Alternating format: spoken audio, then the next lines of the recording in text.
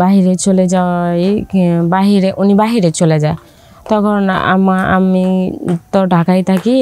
তো আমার শ্বশুর বাড়িতে আমার শ্বশুর ছিল না, শাশুড়ি ছিল না, কারণ আমার হাজব্যান্ড ছিল একা। ওর কোনো বাবা মা ছিল না, মারা গেছিল। উনি যখন বিদেশে যায় তখন ওর বাবা মা মারা গেছিল। তখন আর কি ওর চাচারা আর কি ওরে মানুষ করে আর কি বিদেশে পাঠাইছিল।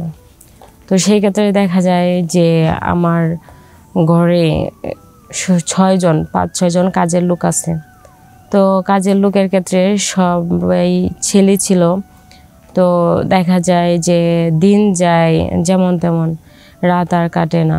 মানে এভাবে 1 দিন 2 দিন 3 দিন আমার হাজব্যান্ড চলে যায় যখন, তখন প্রায় 2-3 মাস হয়ে যায়। আমি ওনাকে ছাড়া থাকতে পারতেছি না, আমার একাকিত্ব লাগে। সবসময় নিজেকে সবসময় একা মনে করতাম। তো আমার ঘরে যখন 5-6 জন ছেলে ছিল, কাজের ছেলে, তখন আমি যখন রাতে ঘুমাইতে যাইতাম তখন আর কি আমার হাত পা টিপে দিত একটা ছেলে। এভাবে 1 দিন 2 দিন 3 দিন একটা ছেলের হাত দিয়ে আমার হাত পা মাসাজ করে দিছিল। তখন থেকে আর কি আমি মানে কিছুটা অনুভূতি ফিল করি, কারণ একটা ছেলে যখন একটা মেয়ের গায়ে হাত দেয়, ছেলেটাও অন্যরকম একটা অনুভূতি ফিল করে, আমিও অন্যরকম একটা ফিল করি। তো পরের দিন ওই ছেলেটাকে আবার আমি নিয়ে আসলাম আমার রুমে।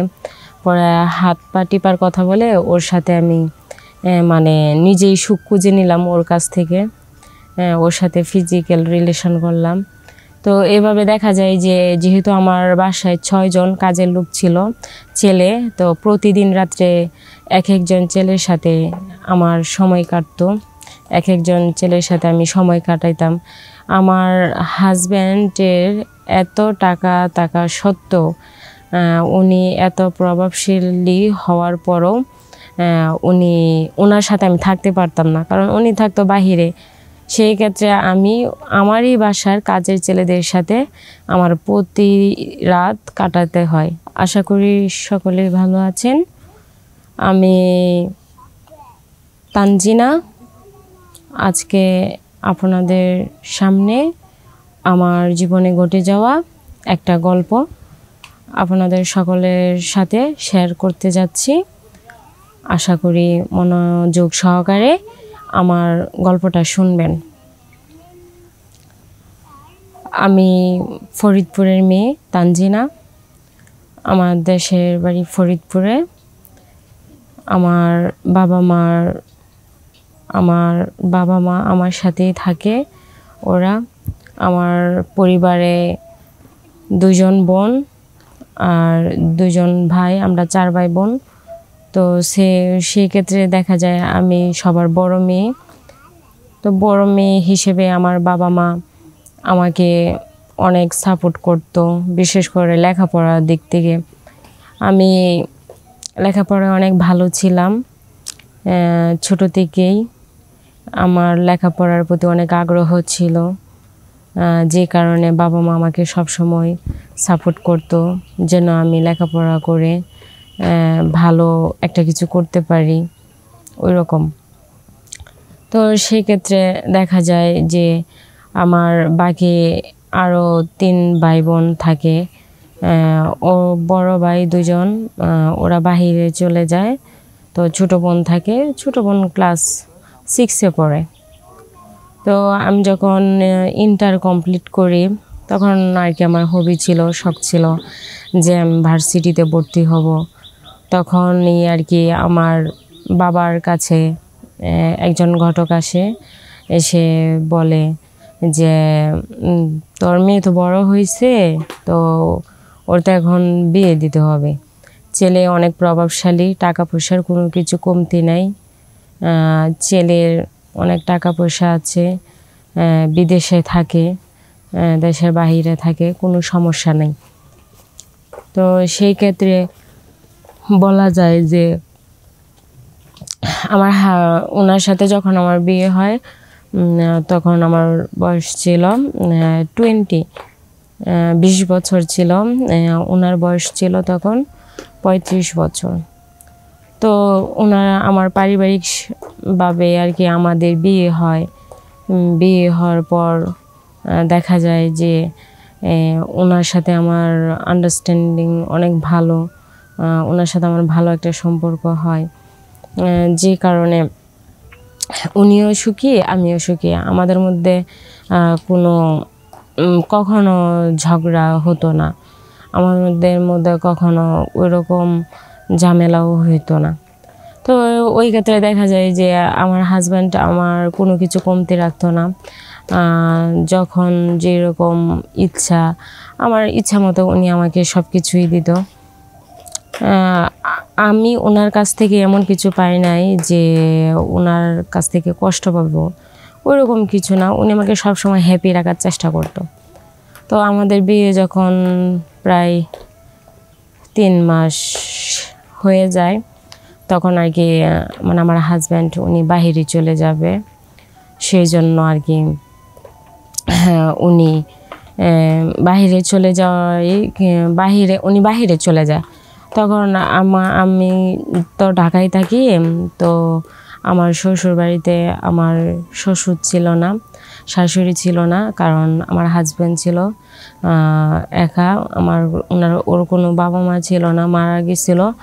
উনি যখন বিদেশে যায় তখন ওর বাবা মা মারা গেছিল। তখন আর কি ওর চাচারা আর কি ওরে মানুষ করে আর কি বিদেশে পাঠাইছিল। তো সেই ক্ষেত্রে দেখা যায় যে আমার ঘরে 5-6 জন কাজের লোক আছে।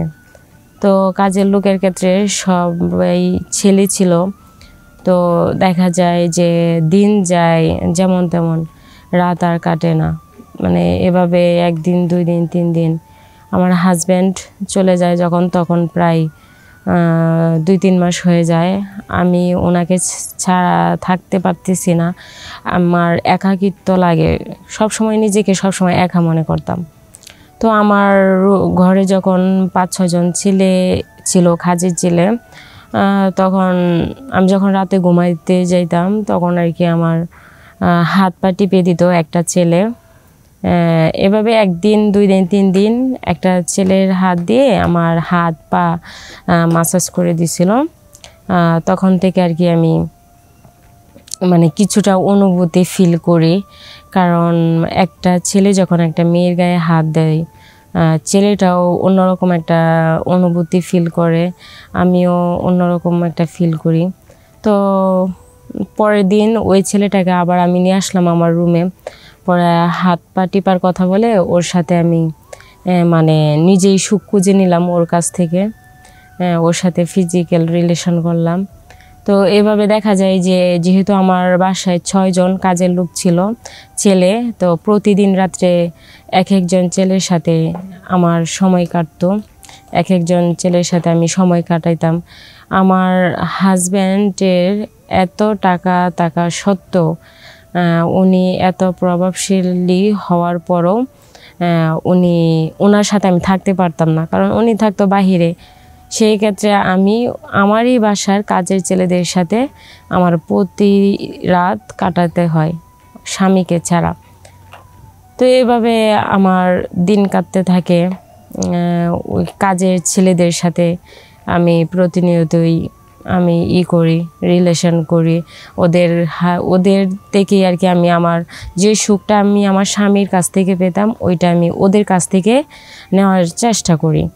তো এইভাবে দেখা যায় যে প্রায় এমনি পুরা 1 বছর কেটে যায়, আমার হাজব্যান্ড বাইরে থেকে আসে না। তো আমি একটা কথাই যে বলতে চাই যে আমার মধ্যে একটাই কষ্ট, যে হাজব্যান্ডের এত টাকা পয়সা টাকা সত্ত্বেও, এত প্রভাবশালী টাকা সত্ত্বেও আমি ওনার সাথে ঘুমাইতে পারি না। আমার ঘুমাইতে হয় আমারই ঘরের কাজের ছেলেদের সাথে। তো এটাই বলতে চাইছি যে টাকার মধ্যে কখনো সুখ খুঁজে পাওয়া যায় না, সব মানে সুখ খুঁজতে হয় স্বামীর মন থেকে, সুখ খুঁজতে হয় যে যেটার মধ্যে সুখ পাওয়া যায় ওইটাতেই থাকতে হয়। তো আসসালামু আলাইকুম।